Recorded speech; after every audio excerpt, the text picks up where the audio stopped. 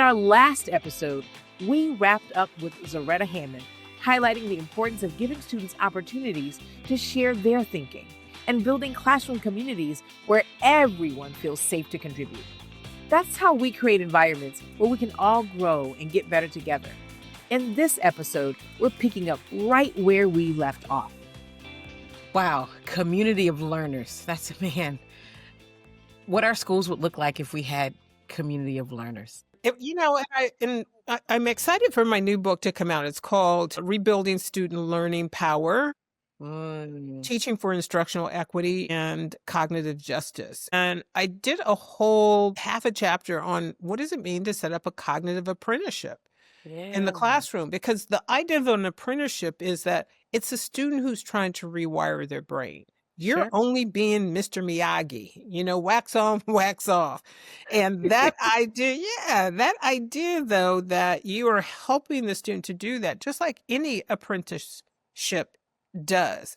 If I'm a carpenter, I get into a guild and I have to be an apprentice. I have to learn to make the hinges and the desks so it's not wobbly, but the first few are going to be wobbly. So where do I get coaching and feedback, right? How am I with other apprentices so that we're all in it together and I'm watching you do that and then we're helping each other? That's what it means to have a culture of learning in your classroom. Ron Berger of Expeditionary Learning, EL Education, calls it the craftsmanship of learning. Yeah. And we have a tendency not to talk about that. In literacy, we should be talking about the craftsmanship of reading development. This is not something humans were born to do, but it's part of our human family's genius. Like, we started putting stuff down where we can share information across time.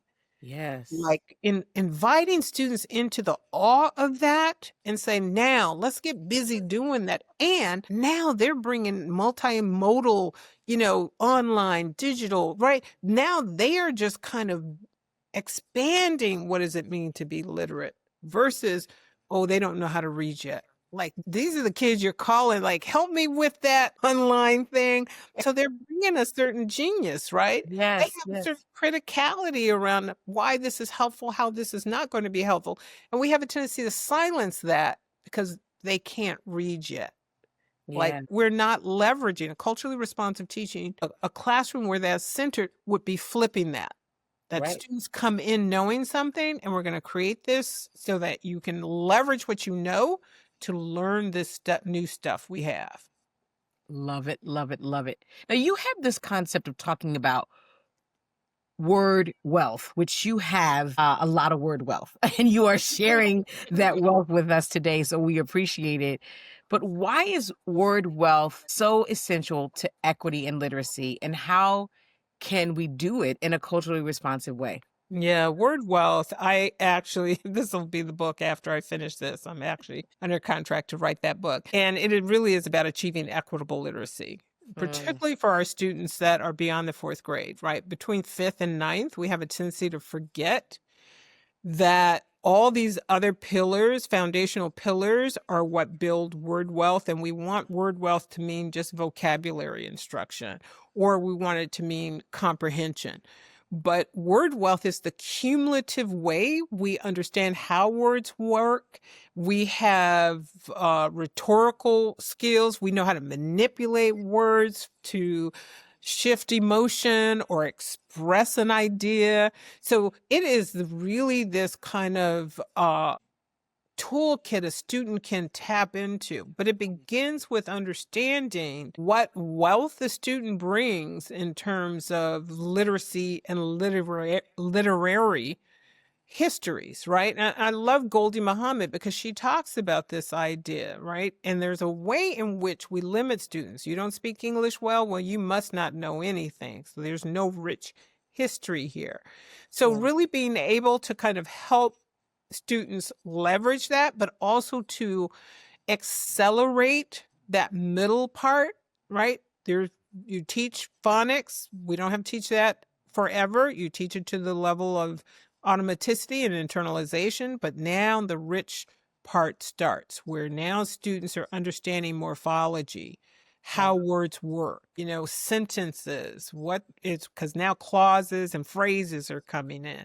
So the richness of putting words together, but also vocabulary development, making sure that you have a rich repertoire of words to express how you are thinking or feeling. Like imagine if the only word we could use to express, you know, transforming food from a raw to a cooked state was cook. Mm. Well, that would be pretty boring, but instead what we have is braise and saute and grill. That Mhm. is the wealth that Yeah. someone has, right? So being able to kind of really understand what all that means so that they are able to go about building that for themselves. And the beauty of it is just that process makes the brain grow as well. Wow. Wow. Wow. Zaretta, something that I've been hearing and school leaders have been sharing with me is that some students are beginning to make gains when it comes to reading, and some students aren't. So when they tease out their data and they look at this disaggregated data, they are finding that their underserved students are not making the gains.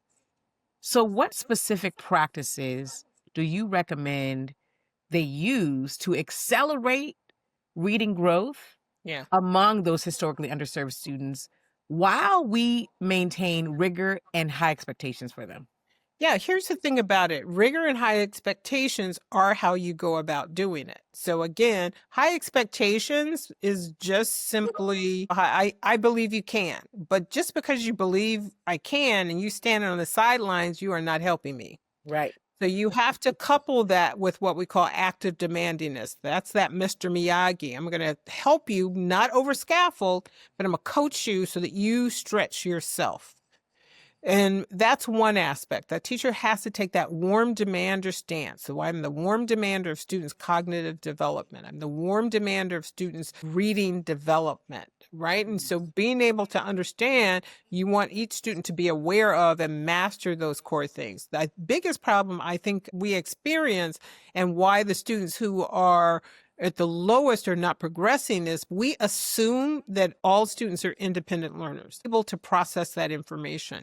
Our dependent learners have been socialized to wait for the teacher to do the heavy lifting. Right. They then don't have the emotional stamina for productive struggle. They have misinterpret errors and struggle with I'm not smart and maybe have gotten the message, particularly if they are English learner, or maybe they are a student of color, and that there are dominant messages about who's smart and who's not based on those characteristics. This could be at play. So the teacher who understands and is looking at the lowest performing student, and if those students are disproportionately as they are, end up being in historically marginalized groups, the idea is to help them actually start to leverage kind of what they know and to pay attention, become metacognitive and metastrategic, not just do the activity. Like now, where's the teacher talking with the student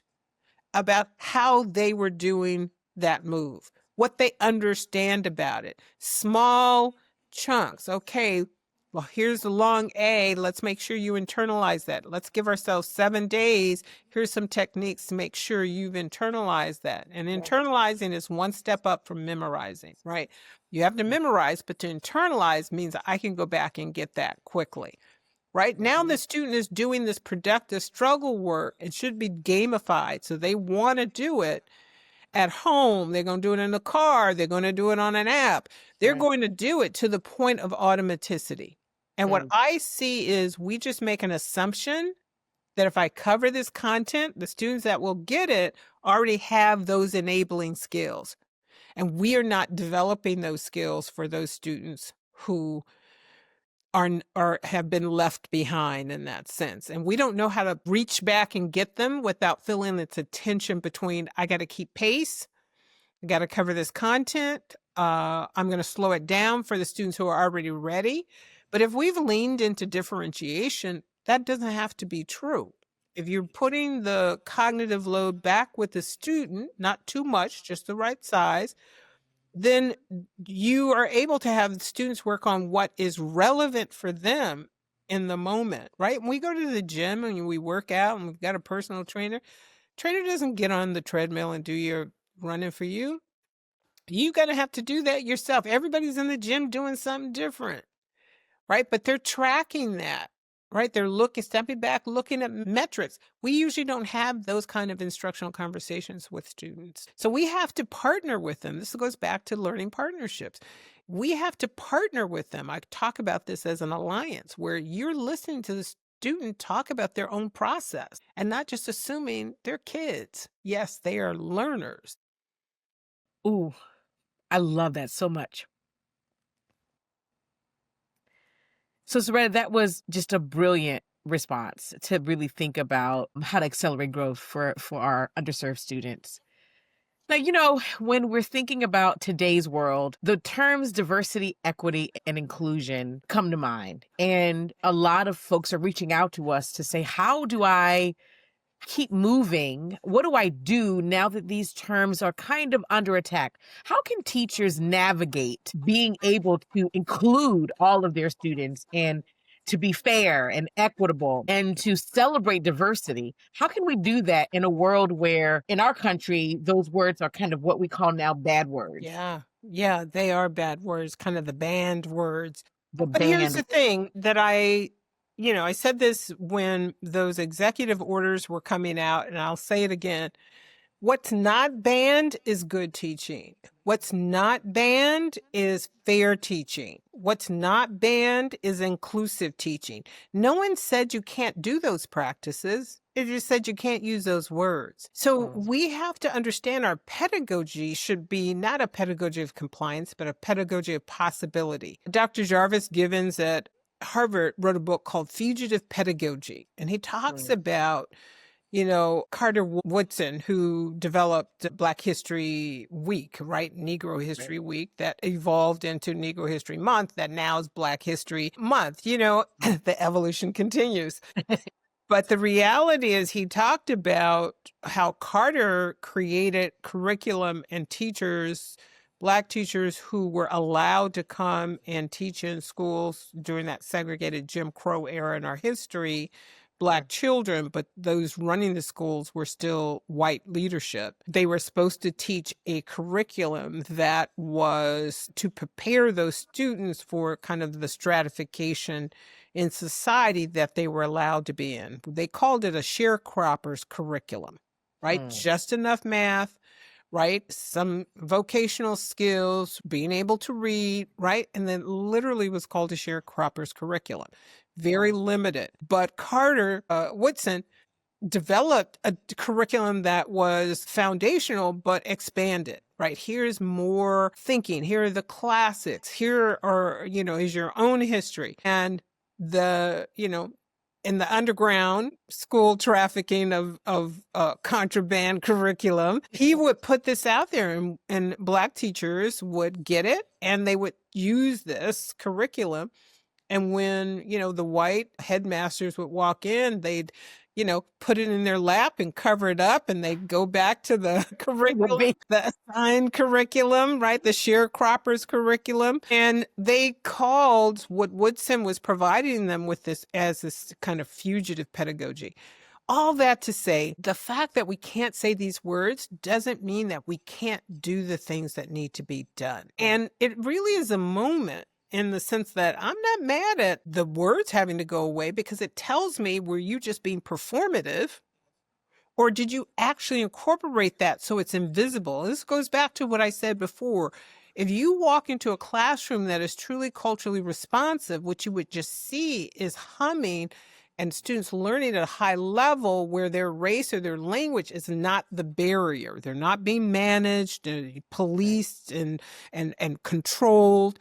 Instead, there is a community. They're humming, they're learning, they're doing. And it doesn't matter what pedagogy you're using, or should I say what methodology. It could be UDL, it could be deeper learning, it could be project-based learning. Those things are not what makes something culturally responsive. Is the curriculum relevant to students' lives? That's the student-facing part. And is the teacher responsive, meaning building on the funds of knowledge and schema that students bring in? And are helping students kind of rebuild their learning power that we know coming up out of Jim Crow limited for certain folks because of that sharecroppers curriculum. Sure. Thanks for that history lesson as well. That is fantastic. So what does diversity, equity, and inclusion look like in literacy instruction? And I'm thinking not just access to content, but I'm also thinking that cognitive demand that we've been talking about. What are those tasks that students should be I asked don't to know do? that I could say these are tasks that look any different. It's just you should not be keeping students who you don't think are ready from productive struggle. And therein lies the challenge. We're looking for these magic bullets. We're looking for, oh, that's the thing I do and that makes me culturally responsive. No. Culturally responsive means that you are able to tap into what the student knows, their information processing skills and their funds of knowledge, and you're able to give them the environment that does that. Inclusive, it means that, yes, there are structures where you're able to differentiate. So again, what does inclusion look like? Inclusion looks like a teacher has built their skill and capacity to differentiate in their classroom. So if I go into a classroom and there's no differentiation, you can't tell me you're being inclusive. For your neurodivergent students, for your disabled students, for your multilingual learners, that's not a word. That's, I have mastered differentiation so I can give students what they need. That doesn't have to flow through me. And 20 years back, started talking about differentiation. There are a lot of teachers who have no skill in differentiation. They have to hold the whole class all the time. And here's the thing I will say. You cannot teach reading whole class. And this is what's happening. You can get things started, but individuals wire their brains. It's not a group activity. So again, an inclusive environment would have different configurations. Yeah, maybe we're starting out whole class, but are there differentiated things that kids are doing? Some kids are doing a small group work over here. Some kids are exploring words and doing some structured inquiry around words and building word wealth. Some kids over here, everybody's not lockstep. Yeah. Right? So the challenge is, and I think it's a great question you're asking because we think we're looking for something. Right. And again, these are poor proxies. If we're looking for, more brown faces in books or posters on the wall, but the teacher's still doing the whole class, that tells me you're not inclusive. You don't know how to differentiate. Wow. That is powerful. That's powerful, especially for our school leaders as well that are doing these walkthroughs for sure.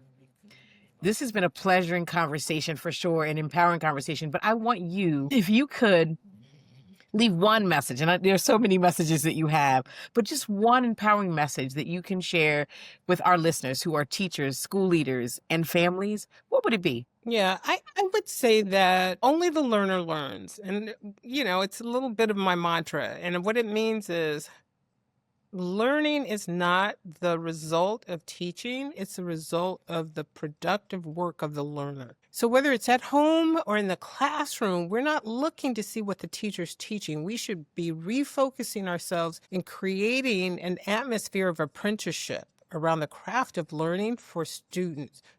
They should have language about how their brain is learning to read. They should have language about what they're doing to internalize. They should have this community in which they're talking about learning. We socialize them into compliance. And unfortunately at home, because as parents, we've gone through the same systems. We're doing the same things. I would say at home, refocus, play games, talk about learning, not what grade did you get. But what do you think about that? What did you do when you were struggling with that you changed up your, how you came at that? How did you solve this problem? Right? So even at home, we can start giving our students the language of learning without us having to be experts in that. And so for instructional leaders, it's the same thing. When you are doing your visits to classrooms, try to stay longer, trying to come after the beginning of the class and to see what does that cognitive apprenticeship look like? Are students talking about it? Do they have the language of learning? And that's very different from being able to say what the learning target is on the board. Like Sure. we are socializing students into this performative way of talking, and those same students can tell us the learning target, but they're not progressing when we look at their data. So there's a disconnect between kind of this performative stuff. Why? Because only the learner learns, and we're not centering the learning. We're centering the content, the curriculum, the teacher's activities. And we almost as a second thought then turn to the student when it should be only the learner learns, that we are there to serve them. Wow, that is so powerful. Only the learner learns. Zaretta, this has been an absolute pleasure. I learned so much today, and I know our listeners are going to. Thank you for your time. How can people get in touch with you, and how can people get that new book that's coming out? Yeah, I'm excited about the new book. It is going to be dropping probably the end of August, fingers crossed, and it'll probably be on pre-order. So Corwin will probably put an announcement, but they can, in the meantime, find me on LinkedIn and, let's connect there. And they also can come in, get on my newsletter. crtinthebrain.com is my website, and you can get on my newsletter. It goes out once a month. I usually curate, content to help us all grow and build our capacity to be culturally responsive educators. So I'll certainly be making announcements there. So those are ways to stay in touch and to get updates. Awesome. Well, I appreciate you. Thank you for all that you do for teachers and ultimately for students. Thank you.